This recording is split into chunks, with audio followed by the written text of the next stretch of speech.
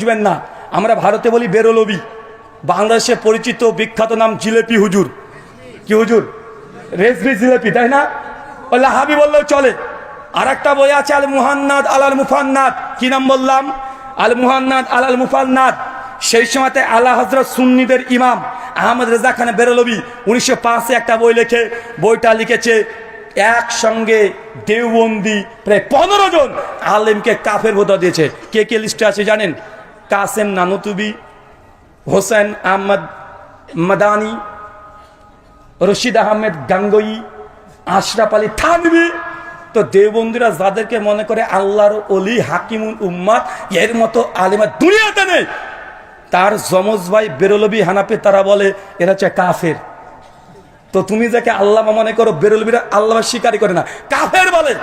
আবার বেরলবিরা যাকে আল্লাহর ওলি মনে করে, আহমেদ রেজা খান বেরলবিকে, আহমেদ ইয়ার খান নাইমিকে, দেওবন্দিরা আবার তাদের আল মুহান্নাদ আলাল মুফান্নাদে বলেছে বেরলবিরা হচ্ছে শয়তানের জামাত, শয়তানের দল। মানে বুঝতে পারলেন না? তো আমাকে তুমি আলেম না আলেম না পরীক্ষা করছো? তোমাদের যমজ ভাই দুই গ্রুপ, তোমরা দুজনকে তো আলম স্বীকার করো না। এলাতুল্লাহ আব্বাসী বলে লুৎফর রহমান ফারাজি জাহেল মূর্খ, কিছু জানে না। আবার লুৎফর রহমান ফারাজি এনায়েতুল্লাহ আব্বাসী বলে এ জাহেল, এ কিছু জানে না, এ হচ্ছে গাবগাছি।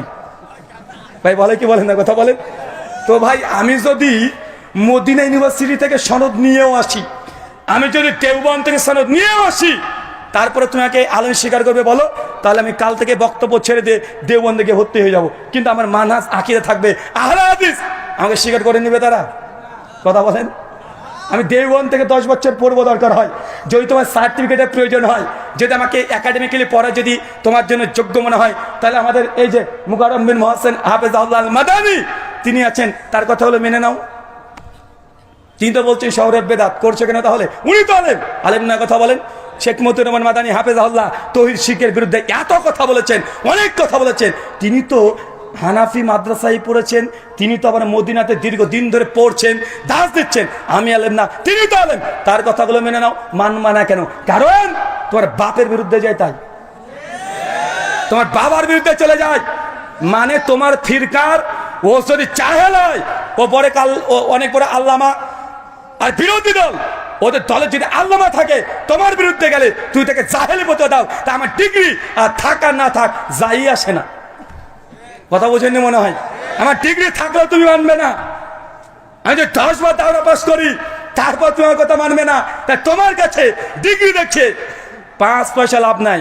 যদি প্রয়োজন হয় মাঠে আসো। তোমাকে দেখানো হয়েছে গত বছর, অনেকে বলছে যে ব্রাদার রাহুলের সঙ্গে ডিবেট করব না। কেন করব না? তো ওই যে জেনারেল শিক্ষিত সাধারণ মানুষ, তো আমি তো বলেছি যে পৃথিবীতে আলেম কেউ নাই, সবাই সবাইকে জাহিলি মনে করে, সবাই সবাইকে জাহিল মনে করে। তো তুমি যদি আমার সঙ্গে ডিবেট করতে না চাও, আমি আর একটা মেসেজ দিয়ে যাই আপনাকে, তোমরা যেসব আলেমের সঙ্গে আলোচনা করেছো, সেই আলেমেরদের সঙ্গে ডিবেট দেখবা, ওই 10,000, 20,000, 15,000-এর বেশি ভিউ হয় না। হয় না কি? কথা বলেন। গত বছর তারাবির ডিবেট হয়েছে, আমিও অবাক। শুধুমাত্র আমার ফেসবুক লাইভে ছিল প্রায় 65,000 মানুষ ওয়াচিং ছিল আমার ফেসবুক থেকে, ইউটিউব থেকে 20,000 প্লাস। আর ওই প্রতিপক্ষ যিনি ছিলেন উস্তাজ আলী হোসেন ওসামা, তার পেজ থেকে 35,000 লাইভে মানুষ দেখতে, প্রায় একসঙ্গে এট এ টাইম 1,15,000 ডাইরেক্ট বাংলার মানুষ দেখছে। তার মানে মানুষ আমাকে পছন্দ করে, তার মানে মানুষ আমার সঙ্গে তোমাদের ডিবেট দেখতে চায়। আলেমের সঙ্গে আলেমের ডিবেট এর আগে হয়েছে বাংলাদেশে, অনেকবার হয়েছে, হয়েছে না? হয়েছে। অতজন মানুষের আকাঙ্ক্ষিত ছিল না, মানুষ অত দেখারও আগ্রহ ছিল না। কিন্তু ব্রাদার রাহুলের সঙ্গে যখন ডিবেট হয়েছে, কমপক্ষে একসঙ্গে 1,10,000 বাংলাদেশে যতগুলো সোশ্যাল মিডিয়া প্ল্যাটফর্ম আছে সবচেয়ে রেকর্ড, একসঙ্গে 1,10,000 মানুষ ওয়াচিং। এটা জিন্দেগিতে হয়নি, হয়েছে। কথা বলেন, দেখান। তার মানে চাচ্ছে, বাংলার জনতা চাচ্ছে ব্রাদার রাহুলের সঙ্গে ওই দেওবন্দি বা বেরলবি তাদের আরো ডিবেট হোক। চান কি চান না? জি। সামনে রামাজান, অনেকের কামড়া কামড়ি শুরু হয়ে গেছে।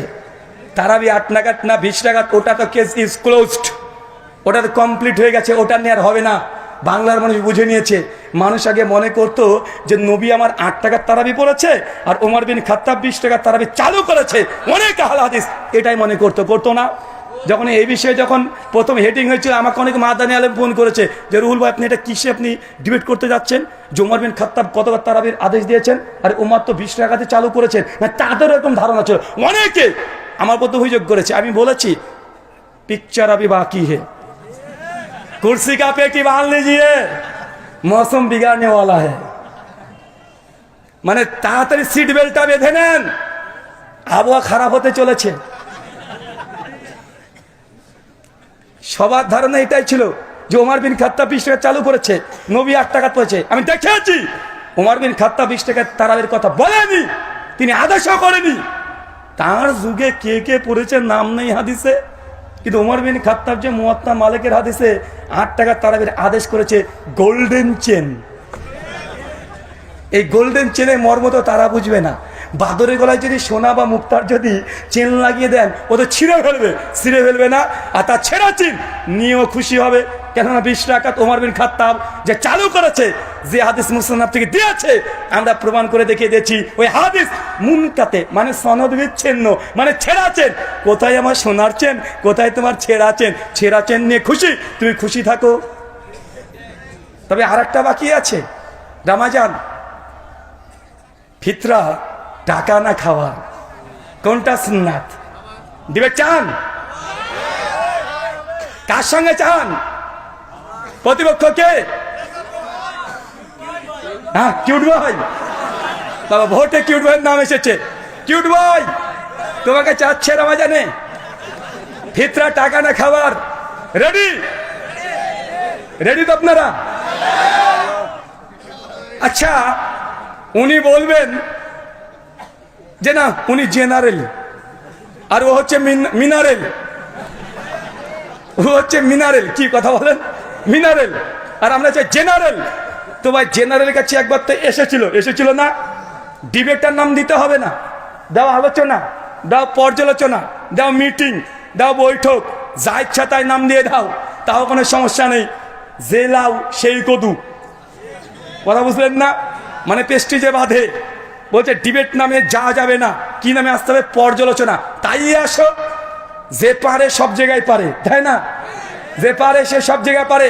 আহলে হাদিস জনতা চাচ্ছে এবছর রমজান মাসে ফিতরার আগে ফিতরার টাকা দেয়া সুন্নাত না খাবার দেয়া সুন্নাত, এই মাসালায় যত দেবন্দি বাংলাদেশে আছে, ইন্ডিয়াতে আছে, সুন্নি বেরলবি যা আছে, সবাই না ভাবতে পারে সবাইকে হয়তো চ্যালেঞ্জ করব, অত নিচে আমরা নামতে পারবো না।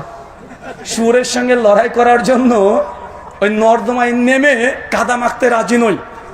যারা মূল স্ট্রিম আছেন তারা আসেন, আর যদি মনে করেন যে না আমার ডিবেট করার জন্য ইজাজত লাগবে, এখানে মাদানী সাহেব আছে, তিনার সম্মতি নিয়েই এই বিতর্ক হবে। চান কি চান না? কথা বলেন। 1 cute boy, 2 play boy, 3 night boy. নামগুলো জানা আছে তো? কিউট বয় কে বলেন তো? সবাই তো জেনে নিয়েছেন। নাইট বয় কে? ওই যে রাত্রিবেলা চশমা পরে, অটো তালাক বউ করে দেয়, আমি ঘরে থাকবো, বউ নিয়ে আমার বউকে তালাক দিয়ে দেয়।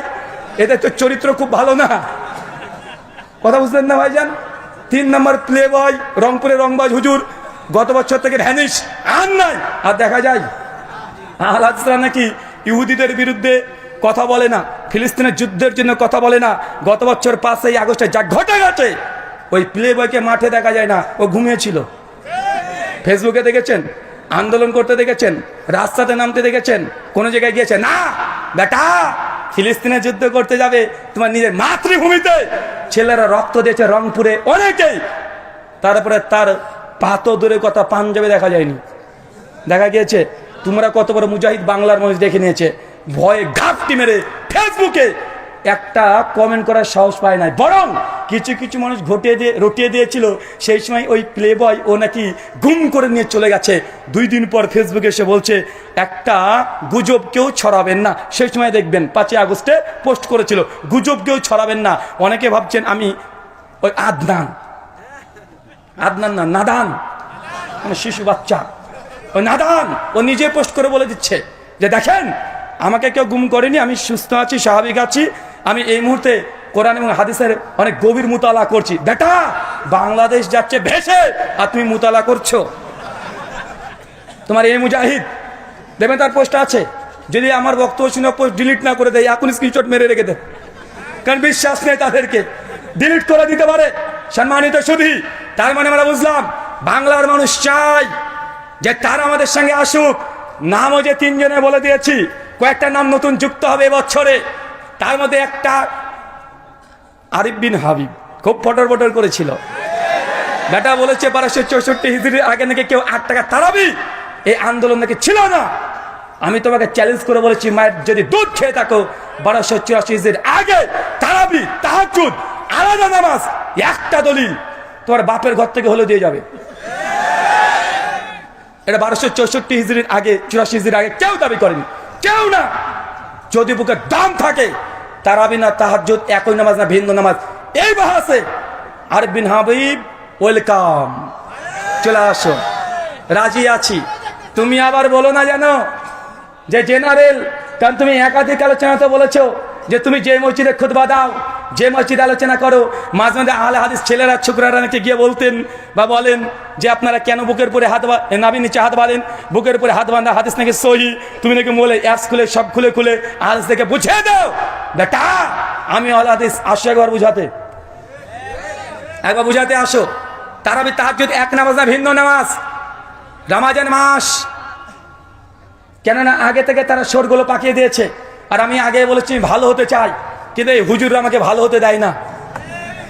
আমি কত চেষ্টা করি ভালো হয়ে যাব, বারবার চেষ্টা করি যে আমার এই ভাইদের সঙ্গে ডিবেট বা হাস মোনাজারা করবো না, কিন্তু বারবার শুধু পেছনে খোঁচা দেয়। তো খোঁচা দিলে তো বাসঝাড় রেডি আছে, রেডি আছে না নাই?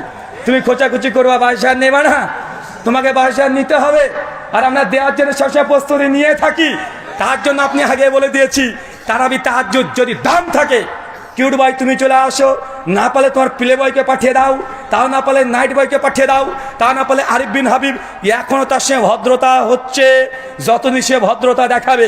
তারপরে আরো যদি না হয়, তোমাদের কি জানে নাম, আর একটা কি নাম যে ওটা, হ্যাঁ ও বাচ্চা ছেলে রফিকিকে তো 2017 সালে মালিকটোলা মসজিদে সাইজ করে ছেড়ে দিয়েছি, বেচারা তারপর থেকে আর কথা বলে না।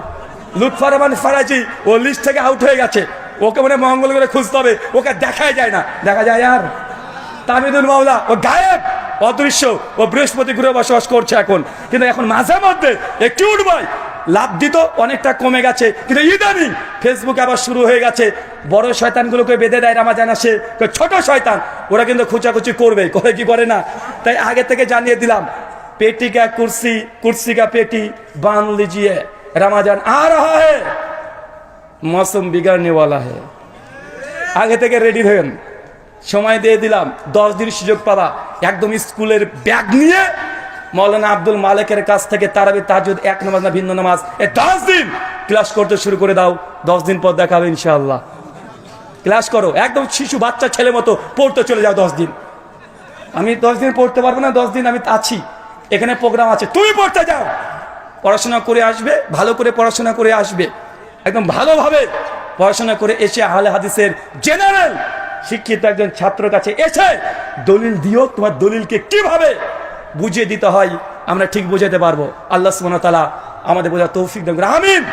ভাবেন না যে অহংকার বা গৌরব করলাম, কারণ আমি চাই আমাদের আলেম ওলামা শায়েখ মাশায়েখ এদের কাছ থেকে আমরা কি শিখি।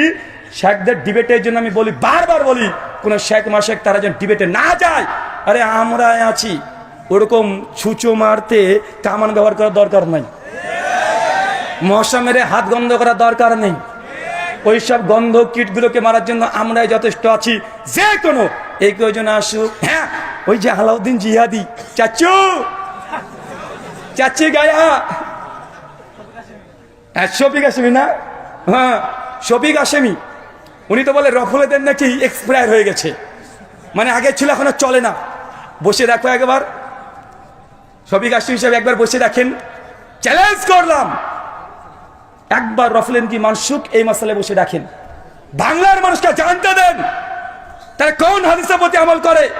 বাংলার মানুষের জানার অধিকার আছে না নাই? কতদিন আর চাপাবাজি চলবে? মাযহাবের নামে কতদিন চাপাবাজি চলবে? জোর গলায় বলছে যে আমাদের ইমাম আবু হানিফা এক ইশাতে অজু করতেন, ফজর পর্যন্ত এক অজুতে নামাজ পড়তেন। কত বড় ইমাম তুমি দেখেছো? আহলে হাদিসরা তাকে এবার মানে না, বলে কি বলে না? আমি শুধু এই কথা বলেছি, আমার সাদা মনে সাদা প্রশ্ন, সাদা মনে কোনো কালো দাগ নাই। প্রশ্ন আমার, বলেন তো এশা থেকে ফজর যদি এক অজুতে নামাজ পড়ে, এই একদিন দুই দিন নয়, টানা 40 বছর, 40 বছরে কি একটু হাগু চাপায়নি রাত্রিবেলাতে? বড় আলেম শায়েখ আমাদের তাজ ইমাম আবু হানিফা রাহিমাহুল্লাহ, তার সামনে এরকম কথা বলতে চায় না। আচ্ছা হলো না, ধরেন বুজুর্গ মানুষ, একটু ফুসফাস 19, 20, 20, 21, 22 তো হওয়ার কথা, তাও হয়নি, মেনে নিলাম না হতে পারে, আল্লাহর অলি মানুষ। আচ্ছা এই 40 বছর কি স্ত্রীর কাছে যাওয়া লাগেনি? স্ত্রী কি হক নাই? স্ত্রী কি এত বড়, উনি এবার কত বড় আল্লাহর অলি ছিল কে জানে? 40 বছর স্ত্রীর কাছে যাওয়া লাগেনি। একজন টুক করে বলছে, ভাই শুধু কি রাত্রেবেলা স্ত্রী হক আদায় করবে, দিনে কি করা যায় না নাকি? আমি বলেছি ফতোয়া স্বামী 27 নম্বর পৃষ্ঠায় তারপরে লিখে দিয়েছে, ফাজলে আমলের করাচি পাকিস্তান থেকে ছাপা 360 নম্বর পৃষ্ঠায় ওখানে লিখে দিয়েছে ইমাম আবু হানিফা রাহিমাহুল্লাহ 50 বছর টানা দিনে রোজা রাখতো, দিন শেষ, ওইদিকে রাত শেষ, এদিকে দিন শেষ। আমার এটা প্রশ্ন না, এটা ইলমি প্রশ্ন। যারা শিক্ষক উস্তাদ ছাত্র আছেন, আচ্ছা বলেন তো তাহাজ্জুদ নামাজ কাকে বলে? ঘুম থেকে উঠে যে নামাজ পড়া হয় এটাই তো তাহাজ্জুদ। ইমাম হাজার আসকালানী তার তালখিসুল হাবির 1237 নম্বর হাদিসের অধীনে আলোচনা করেছেন। ফতোয়া শামিতে হানাফিদের কিয়ামুল লাইল 2য় খণ্ড 88 নম্বর পৃষ্ঠায় লিখেছেন, তাহাজ্জুদের জন্য শর্ত হচ্ছে ঘুম পাড়া। যদি আলসরা একমত না, তাহাজ্জুদের জন্য হচ্ছে ঘুম থেকে উঠে নামাজ পড়াটা শর্ত, মানে ঘুম শর্ত। কি শর্ত? ঘুম শর্ত। ঘুমবিহীন কেউ যদি রাত্রে জেগে থেকে যে নামাজ পড়ে ওটা তাহাজ্জুদের নামাজ নয়, ওটা মুতলাকান নফল নামাজ হবে। কি নামাজ হবে? মুতলাকান নফল নামাজ। চাচা মাসালা বুঝেছেন তো? বুঝতে পারছেন না? মানে তাহাজ্জুদ পড়তে হলে কি করতে হয়? আগে ঘুমাতে হয়। আচ্ছা চাচা ঘুমালে কি অজু থাকে? বুঝেননি মনে হয়। ঘুমালে কি অজু থাকে? তো ইমাম আবু হানিফা যদি না ঘুমায় তাহলে তাহাজ্জুদ পড়েনি 40 বছর। আর যদি বলে না তাহাজ্জুদ বলেছে, তাহলে অজু ভাঙতে হয়েছে ঘুমের কারণে। মানে বুঝতে পারেননি? মানে ইমামে আজম আবু হানিফা রাহিমাহুল্লাহর মাকাম বর্ণনা করতে গিয়ে তার তাহাজ্জুদ ধ্বংস করে মুকাল্লিদ জাহেলরা ছেড়ে দিয়েছে। যে অজু টিকায় তাহলে তাহাজ্জুদ পড়েনি, কারণ তাহাজ্জুদের জন্য ঘুম শর্ত। আর ঘুমিয়ে গেলে নেন ঠেলা, এবার অজু ভেঙে গেছে। যেদিকে যাতে যেতে চাই যাক। 364 নম্বর পৃষ্ঠায় একজন বুজুর্গের কথা লিখেছে, আমার কাছে নিয়ে এসেছি, ভাবছিলাম যে এটা নিয়ে কথা বলবো। ফাজাইলে হাজ লিখছেন যে এক বুজুর্গ ছিলেন 12 দিন এক অজুতে নামাজ পড়েছে।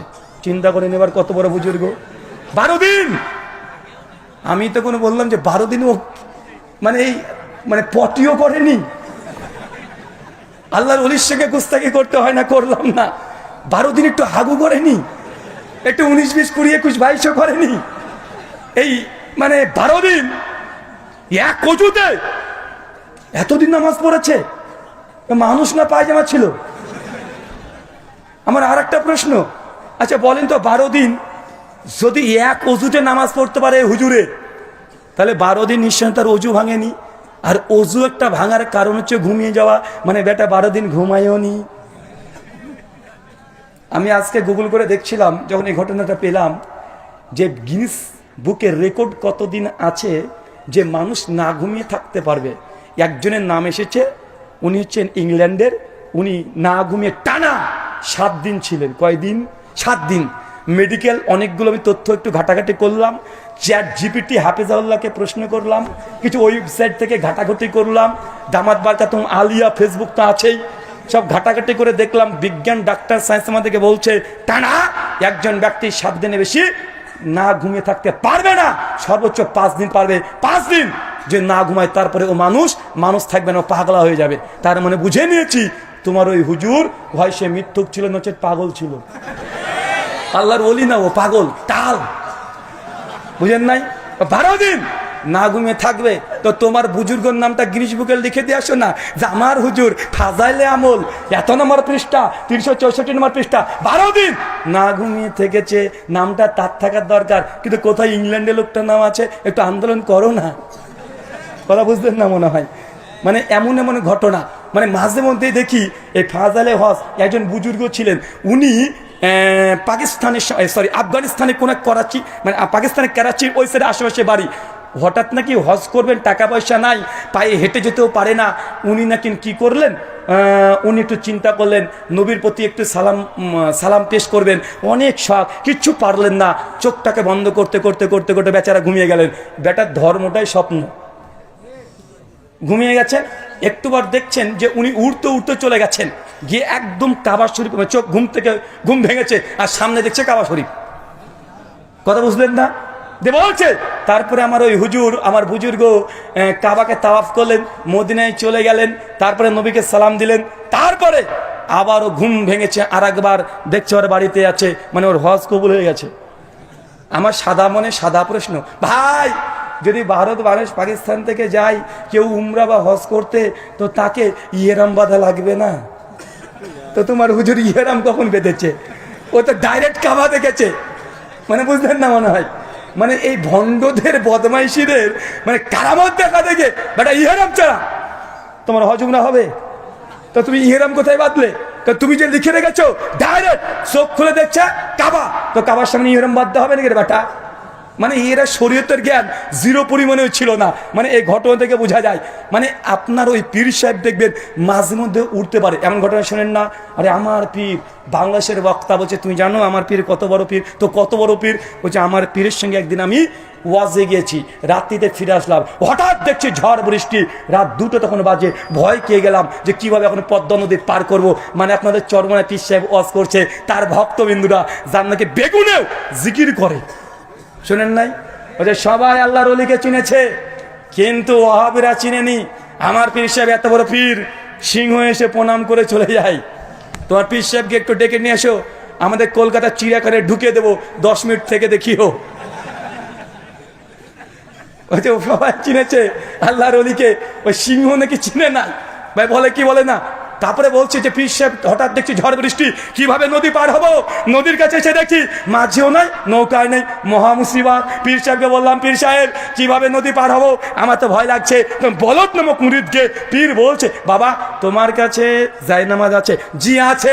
সঙ্গে বগল থেকে বের করে জায়নামাজটা পীরকে দিয়ে দিয়েছে, পীর নিচে পেতে দিয়েছে। তখন বলছে শোন তুই জায়নামাজে দাঁড়িয়ে যা, মনে মনে আমার নাম স্মরণ করতে থাক। এমন পীর সাহেবের সঙ্গে মুরিদ জায়নামাজে উঠে দাঁড়িয়ে আছে। মুরিদ তখন বলছে একটু পর দেখছি আমার জায়নামাজ উঠতে উঠতে উঠতে উঠতে একদম নদী পার করে আমাদের বাড়ির সামনে একদম বসিয়ে দিয়েছে। আমিও বুঝলাম যিনি এই ঘটনা লিখেছেন উনি আলিফ লাইলা অনেক বেশিবার দেখেছেন। জায়নামাজকে উঠে নিয়ে বেড়াচ্ছে, মানে এদের ভণ্ডামি যা আছে সবগুলো কেচ্চা কাহিনী জমা করে রেখে দিয়েছে এইসব গ্রন্থগুলোতে। মানে জায়নামাজে উঠছে, মানে পীর সাহেব উঠতে পারে। বলছে আমার বুজুর্গ 3 দিনে 3 মাসের রাস্তা এক পলকে পার করে দিয়ে চলে এসেছে। ভাই বলে কি বলে না? আমি তো গতকালকে কোথায় প্রোগ্রাম করছিলাম জানো? ওটা সুন্দরগঞ্জে কালকে প্রোগ্রাম করছিলাম। আমি বাংলাদেশের পীরদেরকে বলেছিলাম যে আপনারা যদি উঠতে টুটতে পারেন তো আগামীকাল রাজশাহীতে দারুল হুদা কমপ্লেক্সের আলোচনা সম্মেলন আছে। তো গোটা বাংলাদেশের যত পীর আছে সবাইকে আমি চ্যালেঞ্জ করেছি, এই চ্যালেঞ্জ পীর সাহেবের মরা পর্যন্ত, আমার মৃত্যু পর্যন্ত না, তার মরা পর্যন্ত কিছু করব না। জাস্ট আজকে রাজশাহীতে আছি, পীর সাহেবের বিমানের টিকিট আমি করে দেবো, খেদমতের ব্যবস্থা আমি করে দেবো, তার যদি কোনো কিছু লাগে টাকা পয়সা হাত দিয়ে সব দেবো, সমস্যা নেই। শুধু রাজশাহী বিমানবন্দরে আমি আর পীর সাহেব উঠে পড়বো। আমরা যাব ঢাকা, যখন বিমানটা ছেড়ে দিবে অনেক উঁচুতে, বিমানটা যখন চলবে মাঝ পথে গিয়ে পীর সাহেবকে বিমানের দরজা খুলে নিচে ধাক্কা মেরে ফেলে দেবো। পীর সাহেব মানুষকে উপর থেকে ফেলে দিলে তো নিচে এমনি পড়বে, গ্র্যাভিটি আমাদেরকে তাই বলে না, তাই না? মানে উপরে ফেললাম কোথায় পড়বে? স্বাভাবিক। এটা হচ্ছে নিচে, এটা কোনো কারামত নেই। কারামত কোনটা? ওই যে উপরে যখন চলবে পীর সাহেবকে ধাক্কা মেরে ফেলে দেবো। একটু ঢাকা বিমানবন্দরে, শাহজালাল বিমানবন্দর, আল্লাহর অলির নামে বিমানবন্দর, ওই বিমানবন্দরে আস্তে আস্তে আস্তে আস্তে ল্যান্ড করে দেখাও। আমি উঠতে বলবো না বাবা, আমি উঠতে বলছি না, এটা লেট করে দেখাও। তুমি নাকি 3 মাসের রাস্তা 3 দিনে পার করে দাও। তুমি নাকি বাড়িতে বসে বসে মক্কাতে নামাজ পড়ো। ভাই বলে কি বলে না? মানে পীর সাহেব এত বড়, মানে এত বারবার উঠতে পারে, তো বিমান থেকে ধাক্কা মারে ফেলে দেবো, ল্যান্ড করে দেখাও। এই জন্য বলেছি পীর সাহেবদের যা কারামত, আগেকার পীর সাহেব যতই ধরনের কারামত দেখবেন, পীর পানি দিয়ে চলতে পারে, পীর আকাশে উঠতে পারে, পীর সাহেব আগুনে চলতে পারে, সবগুলো আজ থেকে 100 বছর আগেকার কারামত। 100 বছর আগে যে পীরগুলো ছিল তাদের এই কারামত ছিল, কিন্তু 100 বছরের মধ্যে ভাই পীর আছে না নাই? পীর হয়েছে কি হয় নাই? বাংলাদেশে 1 লক্ষ কোনো পীর আছে, তো পীর সাহেব আগেকার পীরের তো এতগুলো মজেজা ছিল, কারামত ছিল। আপনি তো পীর, আপনাকে ছোট্ট একটা বার্তা আপনাকে বলে দিই যে এখন আপনাদের কারামত আর চলে না কেন? কারণ এই দেখেন দেখেন ক্যামেরাগুলো আছে, ক্যামেরা যেই দিন থেকে আবিষ্কার হয়েছে পীর সাহেবদের কারামত ওই দিন থেকে গায়েব হয়ে গেছে। বেটাদের আর কোনো কারামত হয় না, আর নদীতে চলতে পারে না, আকাশ আর উঠতে পারে না, আগুন আর জ্বলতে পারে না। আর কোনো পীরকে দেখেছেন? আর পারে না। কেন? ক্যামেরা আবিষ্কার হয়ে গেছে এই কারণে। ক্যামেরার সঙ্গে যে কারামতের কি সম্পর্ক এটা বুঝলাম না, কিন্তু এটাই বাস্তব। ক্যামেরা যেই দিন আবিষ্কার, পীরদের কারামত সেই দিন ফিনিশ। ফিনিশ হয়েছে কি হয় নাই? ফিনিশ হয়েছে না? মানে ডাল মে কুছ কালা হে, কালা নেই হে বলকি পুরো ডালই কালা হে। মানে ডালের মধ্যে কালা, মানে মানে ডালের মধ্যে কিছু কিছু কালো কালো আছে, মানে কিছু কিছু কালো না, গোটা ডালটাই কুচকুচে কালো এদের। আল্লাহ সুবহানাহু ওয়া তাআলা এই সব ভণ্ডদের থেকে আমাদের বেঁচে থাকার তৌফিক দান করে, সকলে পড়ি আমিন। 15টা অ্যান্টিভেনাম নিয়ে বাড়িতে যাবেন। রমজান মাস আসলে একটা প্রশ্ন আসবে আপনাদের কাছে বারবার। কি প্রশ্ন? যে আহলে হাদিসরা উমর বিন খাত্তাবকে মানে না। বলে কি বলে না? কেন? কারণ উমর বিন খাত্তাব 20 টাকা তারাবির কথা বলেছে, উমর বিন খাত্তাব 3 তালাকের ফতোয়া দিয়েছে, আহলে হাদিসরা মানে না। বলে কি বলে না?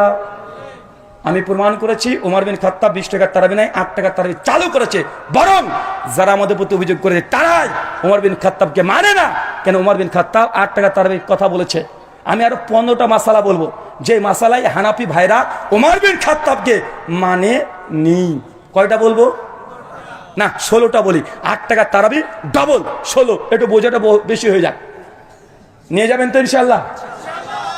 বারবার বলে না যে এরা উমর বিন খাত্তাবকে মানে না, উমর বিন খাত্তাবকে মানে না, বারবার অভিযোগ।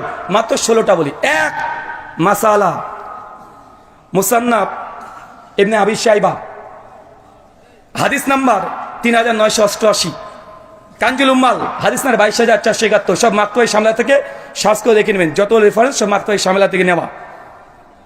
ওমর ইবনুল খাত্তাবের ফতোয়া হচ্ছে এটা, একামত যদি হয়ে যায়, কি বললাম চাচা? একামত যদি হয়ে যায় তাহলে কোনো সুন্নাত নামাজ পড়া যাবে না, ফরজ নামাজের জন্য দাঁড়িয়ে যেতে হবে। এই মাসালায় হানাফিরা ওমর বিন খাত্তাবকে মানে না। ডাইরেক্ট মুখের উপরে বলে দিবেন তুই মানিস না উমর বিন খাত্তাবকে, আহলে হাদিস না, তোরা মানিস না। এই মাসালায় আহলে হাদিসরা উমর বিন খাত্তাবের সঙ্গে আছে না নাই? 2 মাসালা সুনানুল কুবরা লিল বাইহাকি আল মুতাফা 458 হিজরি, হাদিস নাম্বার 4975, সনদ সহি। ওমর বিন খাত্তাব 1 রাকাত বেতের পড়ার উপরে কাইল ছিলেন। তিনি 1 রাকাত বেতে পড়তেন, পড়ার ফতোয়া দিতেন। হানাফি ভাইরা 1 রাকাত বিতেরকে অস্বীকার করে। এই মাসালায় ওমর বিন খাত্তাবকে তারা মানে না। মাসালা 3 তাফাতুল আওয়াজি কিতাবুত তাহারাত, প্রথম খণ্ড 291 পৃষ্ঠা।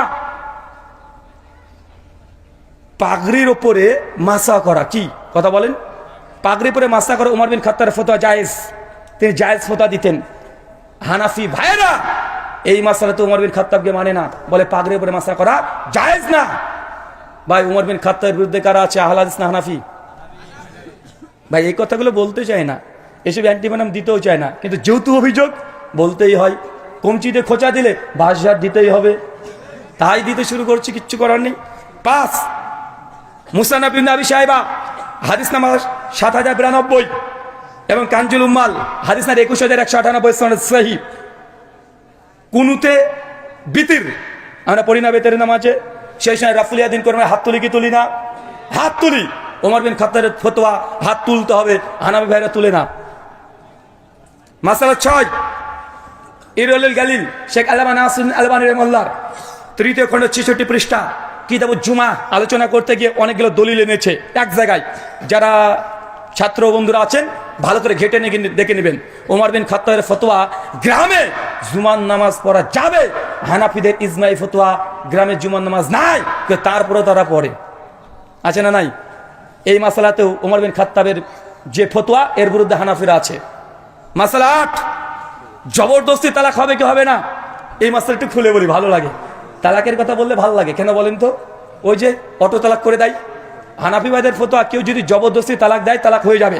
মানে আপনার বউ আপনাকে দেখাচ্ছে কেউ একটা গুন্ডা এসে যাই তালাক দে, তোর বউকে তালাক দে, তাহলে গুলি করে মেরে দেবো। এখন আপনি ভয়ে বলে দেন তালাক তালাক তালাক, বউ অটো তালাক, ওই গুন্ডা আপনার বউকে নিয়ে চলে যাবে। মানে জবরদস্তি তালাক হবে কি হবে না? ওমর বিন খাত্তাব বলছে হবে না, হানাফি ভাইদের ফতোয়া হবে। আমি আপনাকে আর একটু ক্লিয়ার করে বলে দিই, জবরদস্তি তালাক আহলে হাদিসরাও বলে যদি জবরদস্তি প্রমাণ হয়, কিন্তু শর্ত আছে। হানাফিদের নিকটে কোনো শর্ত নেই, আহলে হাদিসদের নিকটে শর্ত। জবরদস্তি যখন হবে সেই সময়তে তার মৃত্যুর ভয় থাকতে হবে। কি থাকতে হবে? মৃত্যুর ভয় থাকতে হবে। 2, যাকে জবরদস্তি করা হচ্ছে সে ব্যক্তি ক্ষমতা থাকতে হবে। ডিফেন্স যদি করার ক্ষমতা না থাকে, প্রায় 6খানা শর্ত আছে, ওটা নিয়ে আলোচনা করছি না। কিন্তু এই মাসালায় ওমর বিন খাত্তাব বলে জোর করে যে তালাক যদি দিয়ে দেয় ওই তালাক ধার্তব্যের মধ্যে গণ্য হবে না। কিন্তু হানাফি ভাইরা বলে ঘুমের ঝুঁকে যদি বউকে তালাক দিয়ে দাও, অথবা ঘুমের ঝুঁকে স্বপ্ন দেখেছো যে হাতের আঙুল চলছে বউর দিকে, দিয়ে বলছে তালাক তালাক তালাক, বউ শেষ। কথা বুঝলেন না? মানে ফতোয়া স্বামীকে দেওয়া তালাকে পরিষ্কার ফতোয়া দেওয়া আছে। চলেন মাসালা 9, কানজুল উম্মাল 23,538 নম্বর হাদিস। আলী মুত্তাকি হানাফির সংকলিত হাদিসের গ্রন্থ, প্রায় 50,000-এর কাছাকাছি হাদিস আছে, সনদ নেই, শুধু মতনগুলো তিনি জড়ো করেছেন। ওমর বিন খাত্তাব তিনি বৃষ্টি প্রার্থনা, ইস্তেসকা সালাতে 2 হাত তুলে দোয়া করা এবং চাদরটাকে উল্টো করে কাঁধে ঝুলিয়ে দেওয়া, তার ফতোয়া জায়েজ। সুনান তিরমিজি 559 নম্বর হাদিস আলোচনা করতে গিয়ে তিরমিজি বলছেন এই মাসালায় আবু হানিফা ইমাম আবু হানিফার নিকটে ইস্তিসকার কোনো সালাতই নাই, মানে বৃষ্টি প্রার্থনার কোনো নামাজই নেই। তার মানে 9টা মাসালা পালেন, যেটা হানাফি ভাইরা ওমর বিন খাত্তাবকে মানে না, 3 তালাক দিয়ে ওমর বিন খাত্তাবকে বাতিল করে দিয়েছে। বেটা আর আমাদেরকে বলে আমরা নাকি ওমর বিন খাত্তাবকে মানি না। বেটা সাধু বেশে পাকা চোর, বুঝলেন না মনে হয়? মাসালা 10, তিলাওয়াতে সিজদা। কোরআন মাজিদ পড়ছেন, সিজদার আয়াত আসে না, সেই সময় কি দিতে হয়? সিজদা দিতে হয়। আলাজদের জমহুর মুহাদ্দিস ফুকাহাদের ফতোয়া এই তিলাওয়াতের সিজদা ওয়াজিব নয়, সুন্নাত। কেউ যদি কিছু না দেয় গুনাহ হবে না। হানাফি ভাইদের ফতোয়া না দেওয়াটা ওয়াজিব, না দিলে গুনাহ হবে। কিন্তু ওমর বিন খাত্তাব সহিহ বুখারীর 1027 নম্বর হাদিস, তিনি মনে করেছেন তার ফতোয়া মজুদ আছে সহিহ বুখারীর মধ্যে, তিলাওয়াতের সিজদা ওয়াজিব নাই, কেউ যদি দেয় ভালো, না দিলে কোনো গুনাহ হবে না। কিন্তু হানাফি ভাইদের উল্টো ফতোয়া আছে। মাসালা 11, ইমামের পেছনে ফাতিহা পড়া। ইমাম বুখারী জুজুল কিরাত ফিস সালাহ হাদিস নাম্বার 165, ইমাম দারাকুতনির সুনান দারাকুতনি বাবুল কিরাতের 2 নম্বর হাদিস, সুনান কুবরা আলিল বাইহাকি হাদিস নাম্বার 1665। ওমর বিন খাত্তাবের স্পষ্ট ফতোয়া মজুদ আছে এবং তার আমলও প্রমাণিত আছে, ইমামের পেছনে মুক্তাদি ফাতিহা পড়বে। কিন্তু হানাফি ভাইরা বললে পড়লে মুখে নাকি আগুন ঢুকিয়ে দিতে হবে। তার মানে এই মাসালায় কি হলো? কথা বলেন। রামাজান মাস শুধু বলে ওমর বিন খাত্তাবকে মানে না। বেটা এই 15 করে মাসালা মেনে দেখাও। মাসালা নাম্বার 12, সূরা হাজ। সূরা হাজে কয়টা সিজদার আয়াত আছে? কয়টা? 2টা। হানাফি ভাইদের নুসখাগুলো দেখবেন একটা। কয়টা আছে? একটা। মুসনাদ ইবনে আবি শাইবা হাদিস না 4318 সেই সনদে প্রমাণিত আছে, ওমর বিন খাত্তাব বলেছেন সূরা হাজের মধ্যে 2খানা সিজদার আয়াত আছে। এটা ওমর বিন খাত্তাবের ফতোয়া। হানাফি ভাইরা একে ওমর বিন খাত্তাবকে মানে না। মাসালা নাম্বার 13, লাস্টে একটা সুন্দর ঘটনা আছে। 18 বয়স প্লাস তাদের, যারা বয়স্ক আছেন তারা থেকে যান, বাচ্চা যারা আছেন চলে যান। লাস্টের দিকে 18 প্লাস। ইমাম কুদামা রাহিমাহুল্লাহ মুগনির মধ্যে 9ম খণ্ড পৃষ্ঠা 131-এ আলোচনা করছেন 14 নম্বর মাসালা। তিনি বলছেন কোন স্বামী যদি হারিয়ে যায়, কি হারিয়ে যায় বলেন তো? এই যে আয়না ঘর করেছিল না, আয়না ঘর, এই আয়না ঘরে স্বামী কি এখন মারা গেছে, না স্বামী হারিয়ে গেছে, না স্বামী কোথায় আছে, যেসব স্ত্রীরা জানে না, বা স্বামী বিদেশে চলে গেছে, বা যুদ্ধে চলে গেছে, মারা গেছে, না হারিয়ে গেছে, কোনো যোগাযোগ নেই, এখন এই স্ত্রী কতদিন অপেক্ষা করবে? কতদিন অপেক্ষা করবে? কতদিন? ওমর বিন খাত্তাবের ফতোয়া নকল করেছে ইমাম কুদামাল মুগনিতে 4 বছর। কয় বছর? 4 বছর। তারপরে মেয়েটা 4 মাস 10 দিন ইদ্যত পালন করে অন্য জায়গাতে বিয়ে করতে পারবে। আশরাফ আলী থানভী বেহেশতির জোয়ার তালাক অধ্যায়ের আলোচনা করতে গিয়ে বলছেন, কোন স্বামী যদি হারিয়ে যায় বা খুঁজে পাওয়া না যায়, তাহলে ওই মেয়েটি 120 বছর অপেক্ষা করবে। কত বছর? 120 বছর। এখন বলেন তো, 120 বছর অপেক্ষা করবে মেয়েটা, তারপরে বিয়ে করবে কার সঙ্গে? কবরে। মেয়েটাকে এখন কবরে গিয়ে বিয়ে করবে? আর তারপরে ফতোয়া স্বামীতে বলছে 120 বছর পরে বিয়ে করবে, তবে কোনো হানাফি আলেমকে দিয়ে নয়, কোনো মালিকি বা শাফিদের আলেমকে দিয়ে। কথা মনে বুঝতে পারলেন না? কেন বলছেন? হানাফি মাযহাবে কতদিন থাকতে হবে কোনো স্পষ্ট দলিল নাই। এটা আমরা অন্য মাযহাব থেকে ধার করে নিয়ে এসেছি। তাই যে মাযহাবের ফতোয়া নিয়েছে সেই মাযহাবের ইমাম দিয়ে তাদের বিয়ে পড়িয়ে দিতে হবে। তার মানে আয়না ঘরে যারা ছিল নতুন করে এসে আবার মানে সংসার করছে, হানাফিদের ফতোয়া অনুযায়ী জায়েজ না, ও বউটাকে 120 বছর অপেক্ষা করতে হবে। কত বছর? কিন্তু ওমর বিন খাত্তাব বলছে 4 বছর পরে মেয়েটা সিদ্ধান্ত নিতে পারবে সে স্বামীর সংসার রাখবে না সে বিচ্ছিন্ন হয়ে যাবে। চাইলে সারা জীবন না বিয়ে করে থাকতে পারে, কিন্তু মেয়ে যদি চায় দ্বিতীয় কোনো বিয়ে করবো, 4 বছর অপেক্ষা। কত বছর? 4 বছর। মাসআলা নম্বর 14, মুসান্নাফ ইবনে আবি শাইবা 37344 নম্বর হাদিস। ওমর বিন খাত্তাব বলেছেন হিল্লা বিয়ে। কি বিয়ে? হিল্লা বুঝেন? বুঝেন না? ওই যে কয়দিন আগে মসজিদে কি একটা যেন কে করেছিল না, বাচ্চা ছেলে, বুঝবে না। হিল্লা বিয়ে মানে আপনি কাউকে ঘুমের যুগে বলে দিয়েছেন তালাক তালাক তালাক, এখন বউ এখন হয়ে গেছে অটো তালাক। এখন হুজুর বলেছে কি যে না, আর তো নতুন করে তো ওই স্বামীর সঙ্গে সংসার করা যাবে না, তবে একটা রাস্তা আছে যে তুমি আমার সঙ্গে 2 রাত থেকে যাও, 2 দিন কারে বিয়ে, 2 দিন রাত্রে বিয়ে করবে, বিয়ে করে ওই মেয়েটার সঙ্গে শারীরিক সম্পর্ক করবে। শারীরিক সম্পর্ক কিভাবে করবে পিছনে দেখি আগে, হবে না, বলা যাবে না। বাহারুর রাইক ফতোয়া স্বামীতে আছে শুধু বিয়ে করলেই হিল্লা হবে না, বরং হিল্লা হওয়ার জন্য শর্ত আছে। কি শর্ত আছে এটার বলা যাবে না, মানে ভয়ঙ্কর শর্ত। মাদানী সাহেব যান,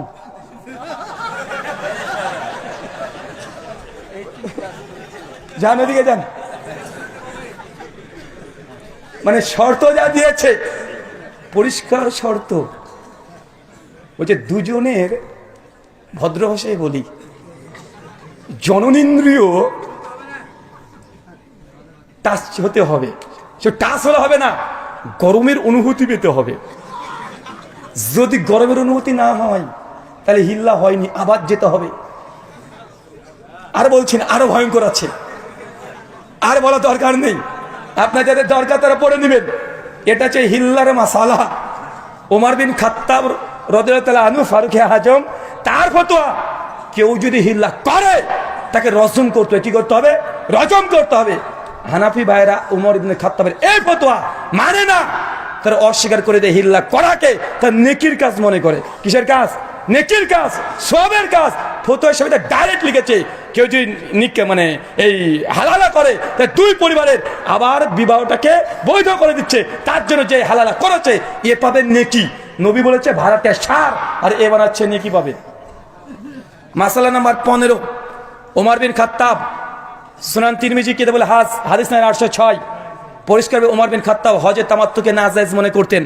সহিহ বুখারী 563 কিতাবুল হাজ, ওমর বিন খাত্তাব হজে তামাত্তুকে নাজায়েজ মনে করতেন, হানাফিরা জায়েজ বলে। মানে এই মাসালায় ওমর বিন খাত্তাবকে তারা মানছে না। 16 নম্বর মাসালা, তারাবি ওমর বিন খাত্তাব 8 টাকাতে কথা বলেছে, হানাফিরা মানে না। টোটাল কয়টা দিয়েছি? কয়টা? টোটাল 16টা মাসালা। এই আলোচনাটা আবার শুনবেন, নোট করবেন।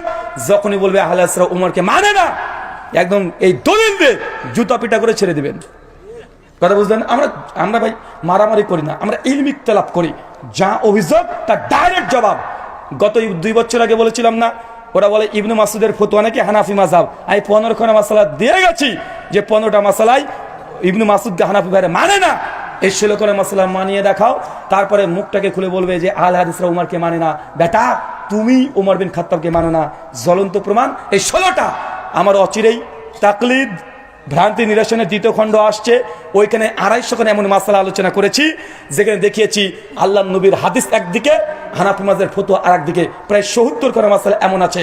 ওমর বিন খাত্তাব হানাফি মাযহাব, আবু বকর হানাফি মাযহাব, ওসমান হানাফি মাযহাব, এইভাবে 4 খলিফা সহ আবু হুরায়রা, ইবনু ওমর, কমপক্ষে আমি 350 ফতোয়া শুধু দেখিয়েছি।